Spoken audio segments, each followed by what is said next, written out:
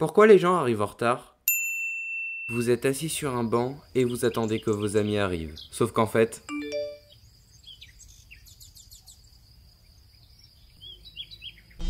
En 2022, seulement 50% des Français arrivent à l'heure à un rendez-vous, contre 37% qui arrivent en retard dans un cadre hors professionnel.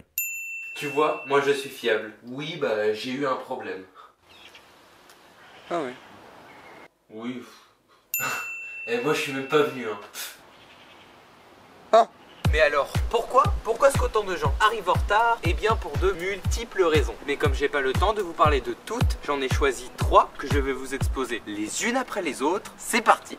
1. Les traits de la personnalité. La personnalité joue un rôle crucial dans la ponctualité des gens. Par exemple, les personnes anxieuses ont tendance à arriver à l'avance, alors que les personnalités excessivement narcissiques veulent que les autres soient dans une situation de besoin, d'attente, voire de manque. T'aimes bien quand je suis en retard, hein? Non.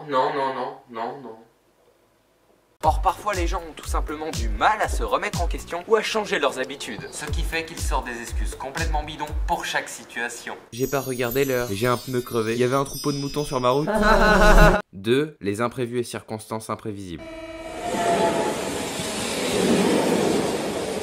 D'après plusieurs études, 20% des retards sont dus à un imprévu, comme des problèmes de transport en commun ou des embouteillages. Tu vois, c'est à cause de ça.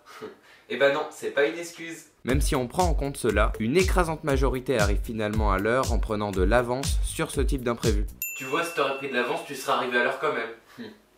Et pour finir, 3, tout simplement une mauvaise gestion du temps.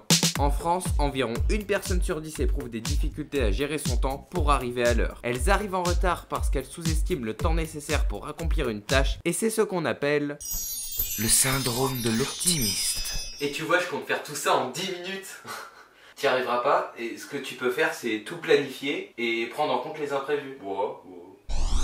Donc voilà, en somme, la plupart du temps, les retards sont le résultat de ces diverses raisons. Alors certes, les gens ne sont pas toujours très fiables, des fois ils mentent de par la gêne.